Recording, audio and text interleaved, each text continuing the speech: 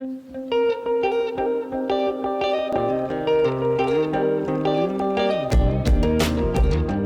back to the Bible in Context, where context is king and the original author's intent drives our interpretation. Absolutely. Where are we at? We are in Genesis chapter 48. All right, what's happened before this? What's brought us up to this point?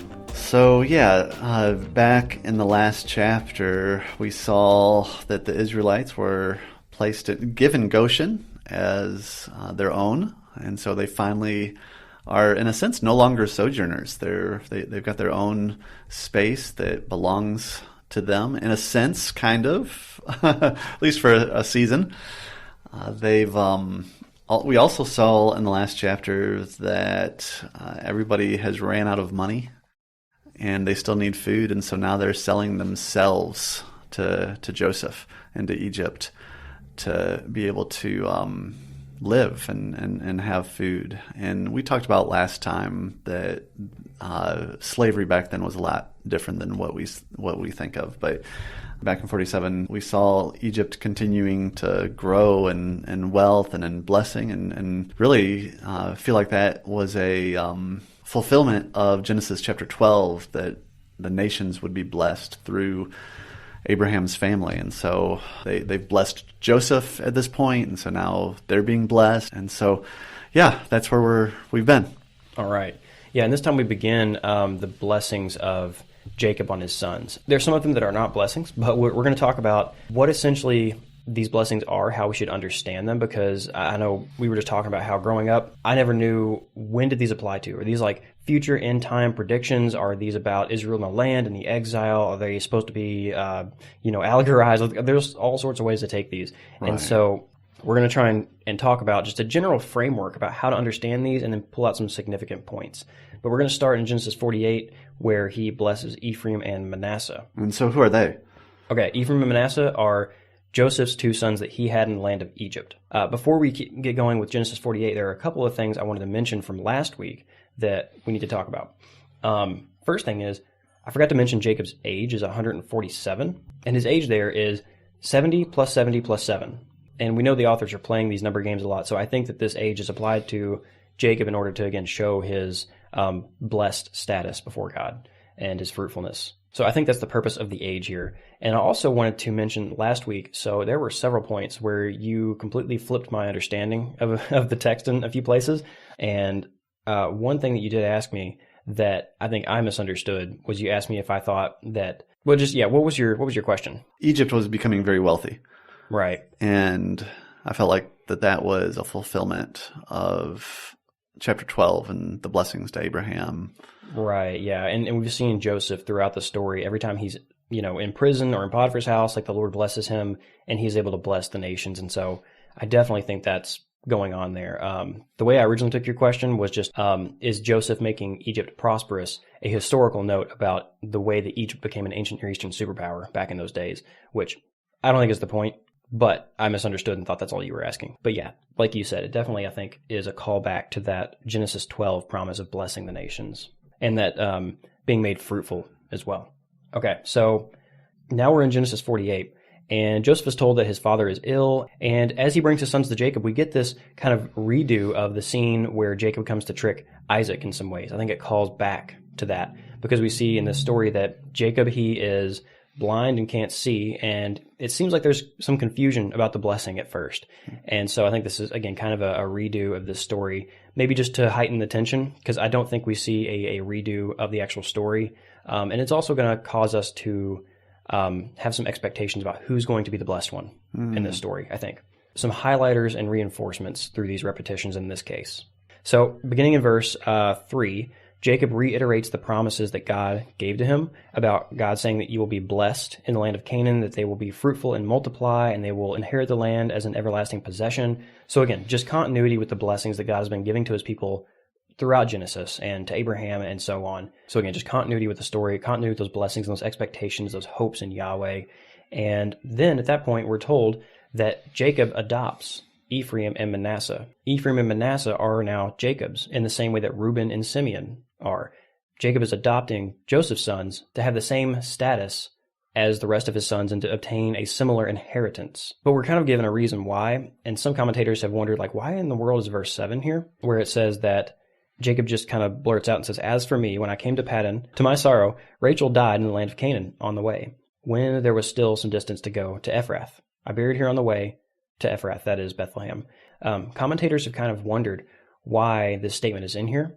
And it seems like Jacob, since he has lost Rachel and she only had 2 sons, he essentially promotes Ephraim and Manasseh to be her children in order to give Rachel more children. And this is kind of a consolation to him for her death. Continuing on, so they come near to Jacob, the children do, and he can't see very well. It tells us that in verse 10 that his eyes were dim with age. And so he asks, "Who are these kids?"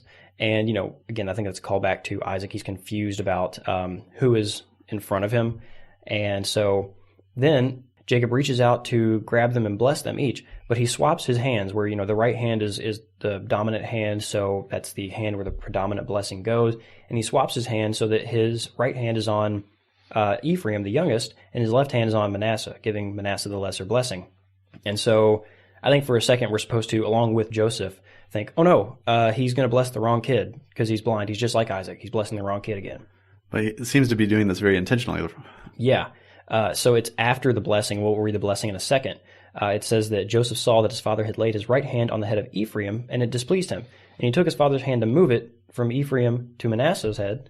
And Joseph said to his father, "Not this way, my father, since this one is the firstborn. Put your right hand on his head."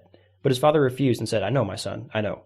So he knew what he was doing. He wanted to bless the younger. Yeah. And we don't really know why. I think that's in the pattern of the story, so I don't think we're supposed to dig too much into it. Maybe that's a little bit of refrigerator logic, but right. Or maybe we could say that he sympathizes with his own past and yeah, as the younger. That's what I was thinking too, that he's sympathizing with his own past. Yeah, Ephraim gets the predominant blessing here, and later in Israel's history, Ephraim becomes the capital tribe, essentially, of the northern kingdom of Israel, and they become a competitor to Judah, essentially.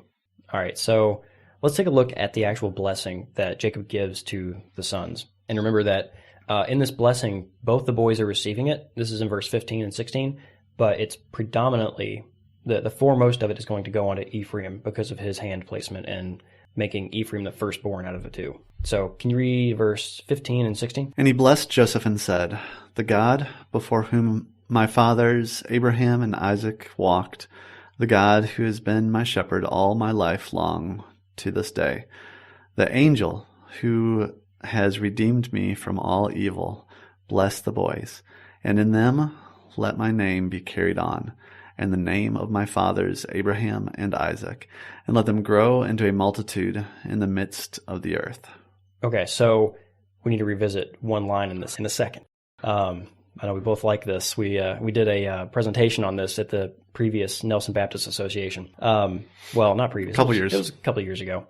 Okay, so what does it sound like this blessing is giving to Ephraim? What does this blessing echo? The chapter 12 blessing of Abraham. Right. So we know the end of the story, by the way. We know that David, the Judahite king, is like the one from whom the Messiah is going to come, and through whom the nation is going to be blessed.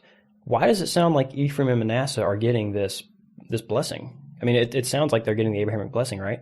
Yeah, I mean, at least part of it. Yeah. They actually I think they get the whole thing here. Okay. And it shifts later, and we'll talk about that once we get into the rest of chapter 49. Interesting. So do you think that the original goal was that one of them would become not Judah? I don't think so. I think actually what's going on is there is a expectation for Joseph and his family, Ephraim, to be the firstborn in this generation. Okay. And perhaps for a while. I mean, Joshua is a Josephite. Yeah, he was an Ephraimite. And so there is this expectation that Ephraim, I think, is going to be predominant for a while. But we also will see some other promises to Judah that's kind of flipped that a little bit, and also some places in the Psalms. We'll get there. I don't think the more I'm talking about this that we're going to get done in one episode. So we're probably just going to keep talking through the end of this and then cut it in half somewhere. Okay. Dear listener, just so you know. So are we meant, like with all these blessings, are we meant to be are they meant to be almost like a cliffhanger in a sense of we're going to give you some hints and some clues, but we're not going to totally show our cards here on who's going to become the chosen I one. think that this is meant. So I think that this was all compiled, and we'll talk about this as we get into our canon series, which I'm looking forward to. I think this was all compiled shortly after the exile. Okay. Roughly. Maybe slightly within the exile, but, the point is Israel would have read this and looking back been like, oh, yeah, that makes total sense to us about why this blessing was applied to this tribe. It'd be kind of like if there was a blessing on Kentucky and it's like, you shall run barefoot through the hills with a bourbon in your glass. Everybody would be, that's kind of what Jacob's doing. Everybody would be like, oh yeah, that's Kentucky. That's, okay. Yeah. Okay. That makes sense. And so you do see these blessings are going to play out later on. They will. In Scripture. And not all of them are clear. Commentators don't really have a fixed, like, here's the exact spot in the book of Judges or in the book of Kings or whatever. Right. They're meant to be a little vague. They are. It just kind of is a broad characterization of the tribe or maybe some significant event that applied to the tribe within the kingdom period. So from the time that they entered the land to the time that they exited the land, these blessings are a broad characterization of these tribes. Okay. Well, that's important to note too. So these are not necessarily meant to be predictions beyond their time in the promised land. Yeah, these are not meant to be spiritualized and to, applied to different eras of history or the churches or something like that. This is just descriptions of them at this point and blessings on them that Israel would have looked back and said, oh yeah, that looked like the tribes. Right. So, this is really part of the story and in solidifying the tribes. And as Jacob looks forward to his 12 sons now and looks forward to their status as tribes later, there's, again, this heightening expectation of the fruitfulness God is going to bring. So I think that's a big thrust here. And so, you may never preach on the blessing to Zebulun, honestly. Right. But that doesn't mean it doesn't have value for the story. Sometimes we like to, I just like me to say this again, that sometimes we like to read Paul and preach on a single word, depending on who you are. And there's value in that kind of stuff. But sometimes when you take the narrative as a whole, and maybe the author didn't mean for you to pull something out of every word, maybe he meant you to reflect on the narrative as a whole in certain places. So again, I'm not saying that these passages are useless. You don't have to read them. You don't have to preach on them or whatever, but they may be part of a larger whole rather than valuable in and of themselves. Yeah, that's good. Well, I do plan on preaching on the whole chapter at once. Yes. I think it's going to kind of force me to look at big picture stuff more than narrowing that down onto. And I'm sure there probably has been a lot of preachers as they're going through chapter 48 that they will focus one whole sermon on each one of the blessings. Yeah, and I feel like that's the kind of tradition that we're in. That's what you do. Yeah. I'm sure that's happened, and I don't know, maybe I should go listen to a few sermons this week on each of the individual blessings to see where it goes. Yeah. You can analogize something out of it, but I think all you're doing is drawing pastoral implications and analogies. Yeah. You can't get anything Christological out of the authorial intent here out of just a blessing, except for a couple. But yeah, I think you might be straining for meaning in some situations if you try to take each blessing by itself and apply it. Yeah, sometimes we try to fit Christ into every word. Yeah, which makes me also sympathize for people who want to give a homily on the meaning of a whole book, rather than I feel like our tradition is very strong in like you have to exegete passage by passage, right? And I think that's good. I think that's a right instinct, but also I think there's value in giving again kind of a homily on a whole section that you can't read in the sitting. So you're just going to say, hey, here's my reflections on this book. And, I think that's good because that's how we're actually meant to read Scripture. These books are meant to be, you sit down in the congregation and you read the whole letter, you read the whole book or a giant section of it. Yeah. We are notorious for taking things completely out of context. Yeah. Hence, it does we that make too. a podcast. Yeah, exactly.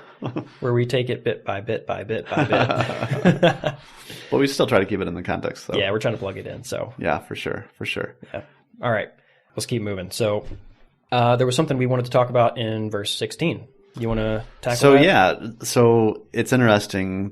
Well, first of all, look at the parallelism that's going on in verses 15 to 16. So it starts with, and he blessed Joseph and said, the God before whom my fathers Abraham and Isaac walked, the God who has been my shepherd all my life to this day, the angel who has redeemed me from all evil. Okay, wait a second. I didn't think angels could redeem redeem us? Yeah. You know? I think so. So maybe this is not just any angel, right?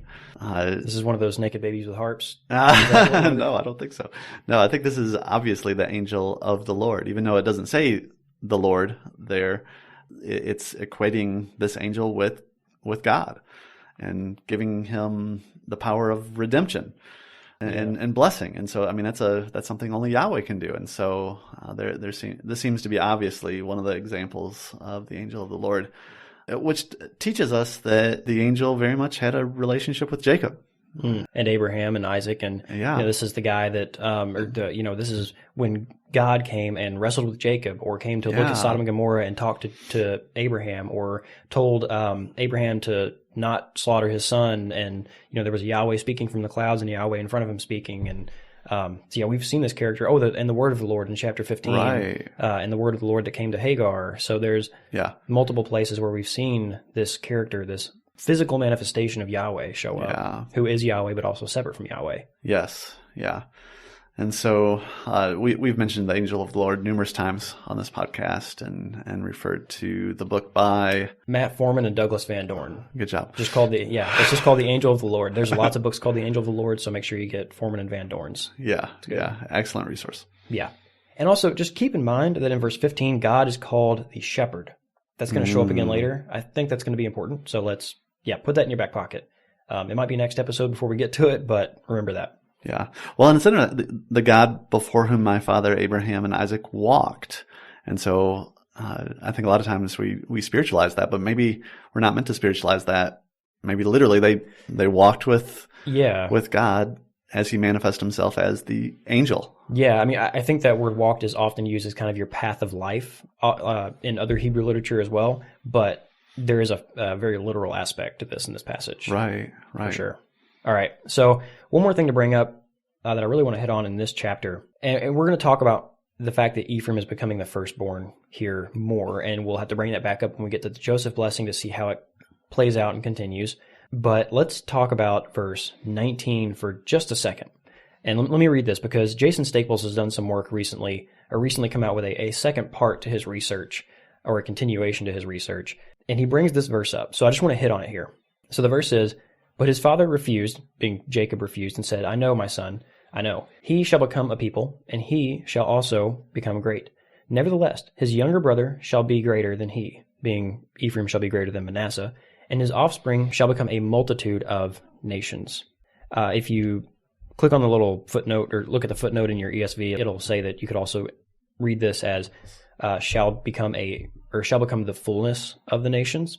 And that is the way the Septuagint takes this, and the way that Paul quotes this exactly in Romans 11:25. So this is, again, Paul in Romans 11:25. He says, "Lest you be wise in your own sight, I do not want you to be unaware of this mystery, brothers. A partial hardening has come on Israel until the fullness of the Gentiles has come in."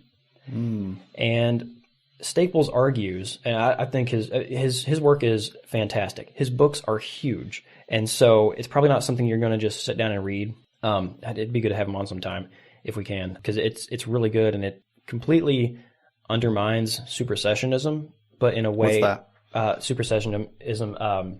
So that's the belief that the church has completely replaced Israel. Oh, interesting. And so you've got. Well, that's another podcast. Should we dive into that? Well, yes.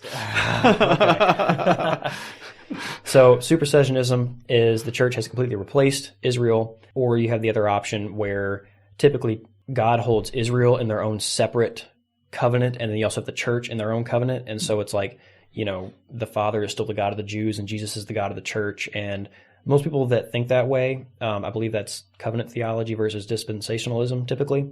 Which one's which? So I always thought dispensationalism separated them. Yeah, so typically covenant theologians will insist on the continuity of the covenant between Israel and God, while also maintaining a separate covenant through Jesus with the church and God. Dispensationalists will say Israel was a previous age, and so now it's the church that has taken over. Oh, really? Okay. And there's a spectrum of views on that in each camp. So, okay. I'm painting with broad brushstrokes. Okay. But what Staples argues, and I think he's correct, and there are a lot of implications to this. Definitely, if you want something now to go check out this, maybe we'll have him on at some point and get to dive a little deeper into some of the implications. But I would go check out his interview with OnScript or his interview with JM on Disciple Dojo. Both of those are great, and I think JM asks a lot of good questions relating to practically and theologically how do we deal with this as the church, whereas OnScript is more academic. So really good. But his view is that rather we have joined Israel. The church is Israel, and you see that language throughout the New Testament. You can't get away from that if you really read it correctly. And so he does grafted in, grafted in. Yeah, and so. Now, those who were Israel but don't trust in Jesus are no longer Israel, and those who are Israel but trust in Jesus, they are true Israel. Those outside of national Israel who trust in Jesus are also now true Israel. Was that confusing? I think I just... Yeah. Okay. Yeah. So we're on the same page because that's how I understood it. No, it's the way he presents it. But that's not what's the word? It's not supersessionism. Supersessionism. Where the church replaces Israel. You're teaching completely. me new words today. Sorry. Yeah. I don't like that I know all these words. It's too many of them. But yeah, the church hasn't replaced national Israel. We have joined them and joined them in their mission, and that's what we've always thought. But he presents it in a very grounded way and presents some new information, and it causes him to reinterpret Romans, especially Romans 9 through 11, in a very, very helpful way. It's very close to what Aaron Sherwood says. I think the only difference is, first of all, Jason Staples adds some comments on the pots that Aaron doesn't dive into that I think are very helpful. Actually, Jason Staples actually has an article that links directly to the pots. So I'll go check that out. It's really good. Maybe we'll talk about it sometime. Aaron Sherwood highlights the fact that there is there's all these Gentiles coming into the church and the Jews are rejecting the gospel very often. And so he's answering the question of why is that happening, and is God unfaithful to Israel if the Jews are rejecting the gospel and going away? Jason takes a different side to that. I think that Jason has something to his arguments. I don't think it invalidates what Aaron Sherwood has done. I think his work is very good and definitely worth going to listen to. But it's a different side of it where Jason Staples will say that it's not about Israel rejecting the gospel and Gentiles coming to the gospel, but rather the Gentiles are becoming Israelified and becoming Israel, and that is how God is maintaining his faithfulness to Israel. Ephraim, the northern tribes, have been completely dispersed and mixed in with the nations, and so God is reconstituting Israel and Ephraim, the fullness of the nations, bringing them into the house of Israel. So that's why he draws on Genesis 49:19 in Romans 11:25. Yeah, that's interesting. Going back to chapter 48 of Genesis, where we're at, this passage then... nevertheless, his younger brother shall be greater than he, and his offspring shall become the fullness of the nations. And so, what's he saying there? Wait, in chapter 48? Yeah. Is that just a phrase that means that that his offspring will become full and plentiful, I guess? Yeah, I think that, this is meant to be that he's become a fullness of nations, a multitude of nations, where he's supposed to just grow and grow and grow and be, he's so big that he is lots of nations, or perhaps there's lots of nations who have put themselves underneath of him because of his prosperity and things like that. I think that's the way you would read this originally. I think that as you go on, again, go listen to our episode on prophecy. Again, I feel bad because I feel like I just made people drink from a fire hose about Jason Staples' thing, and we're just going to move on. Sorry. Maybe you can separate that into a mini podcast. Probably should. Make a little bonus episode. There you go. Yeah, so... That was good stuff, though. Yeah. Again, go listen to those interviews that I mentioned. Maybe we'll have them on one day. So yeah, I think originally you would read that Ephraim will become a multitude of nations because he's going to become great, become so many people, become so prosperous that he's going to become many nations, or he's going to... other nations are going to put themselves under him because of his prosperity, possibly. And what happens is, this blessing, I think, doesn't work out. And so, remember... Go listen to our episode on prophecy to understand what's going on here, because it doesn't happen in the way that we expect it, because Israel failed their job as a nation of priests. And so God still gets this done by taking the nations that Ephraim has been scattered to and bringing them back as the reconstituted nation of Israel through their faith in Christ. God's still doing what he intended through means that you wouldn't have understood through the original blessing of Jacob. It'd be kind of like if I say, I need to go pick up some chips from the store. Where am I going to go, probably? Kroger. Right. And that's what's in my mind too. That's the original intention. However, there's a wreck here. I have to go around. I get a call. I have to go run an errand. And then I have to go pick up something at Lowe's.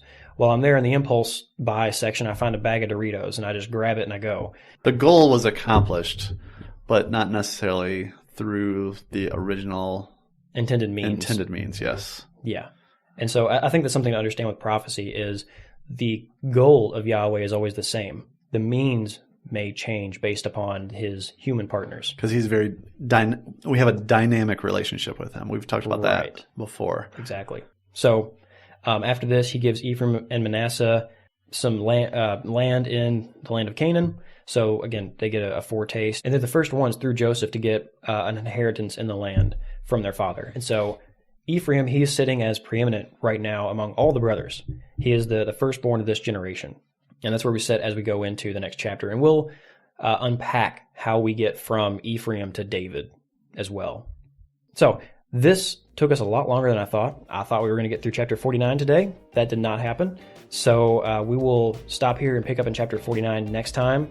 And hopefully no more detours and theology spasms or anything. No promises. No promises.